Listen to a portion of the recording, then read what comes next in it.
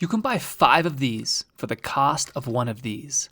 Why? I purchased 11 targets to find out why. This video is about one of the 11. The video description has products, playlist, and a PDF with all the results from these reviews. I don't care what target wins. I just want to save you money and help you get the target that fits your needs best.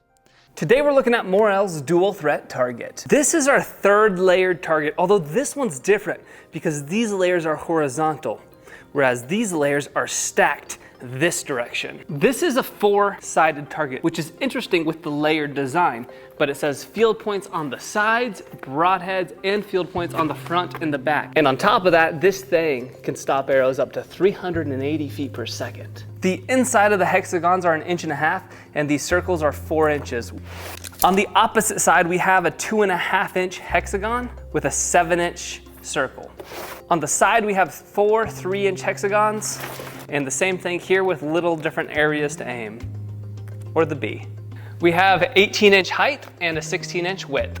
How it works. Morel's completely fused cellular foam layers has baffles between layers. The baffles act as energy shockwave absorbers for stopping the kinetic energy of arrows and increasing durability to outlast any layered foam archery target.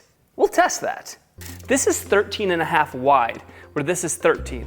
This one's like 10.5. The reason that's interesting to me is because we had full pass-throughs with this target, and that's no good. We want it to actually stop the arrow. Kaz just predicted that this one is gonna hold up really well, but be hard to pull the arrows out. Let's test that now. Mark both of them. This is the traditional arrow. Let's see what poundage it takes to pull it out of the target. Oh boy. That was hard. The compound arrow.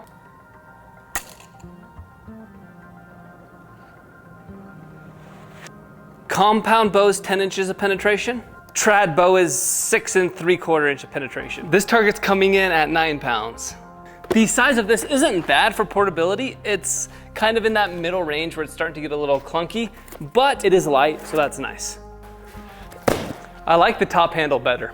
It's time for the durability test. Even though it's not perfect, it gives us a good representation of how long the target holds up, especially compared to other targets. So we're gonna take 500 shots with field points, 50 shots with a broadhead. I'll show you at 100 shots, the update, 250 shots, and the 500 shot update, and we'll get a really good feel of how this layered target this way holds up to this way.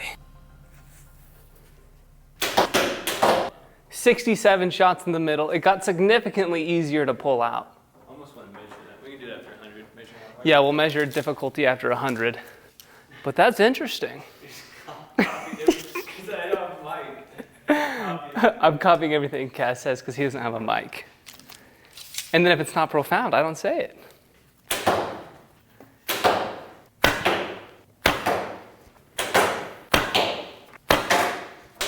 Oh. Reach to the right.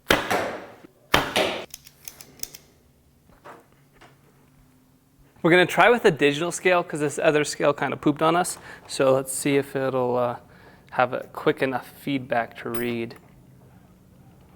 Did that? Yeah, 23. 23? Yeah, 100 shot update, compound arrow. So we only got 1 inch further of penetration actually on the trad. On the compound, we gained 2 inches of penetration.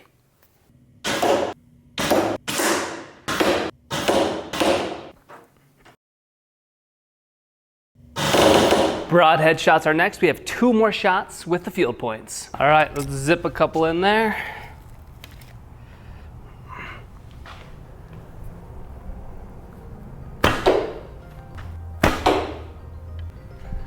So this concludes 500 shots right here. And I will say it's very, very durable, but it's also hard to pull the arrows out. So it will depend on the balance of durability and ease of pulling the arrow out. With that, how does it hold up to broadheads? 50 shots now.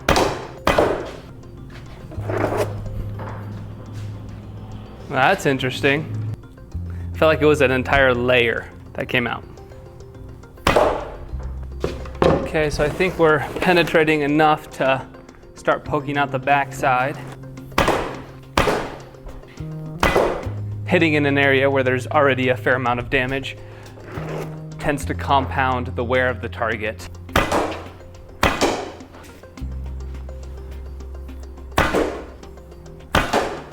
Last shot with the broadhead, and we'll take a peek at the damage. Okay, so we do have some fluffs on the ground. The broadhead started pulling out. When you hit in the same area over and over with broadheads, it's terrible for targets. The backside's looking good. We barely poked out in a couple spots. I'll do one shot with the field point on the compound and trad and see our penetration. Uh-oh, went through and hit the plywood. I should have moved the target. All right, another shot with the compound to see if we're getting a pass through here or what.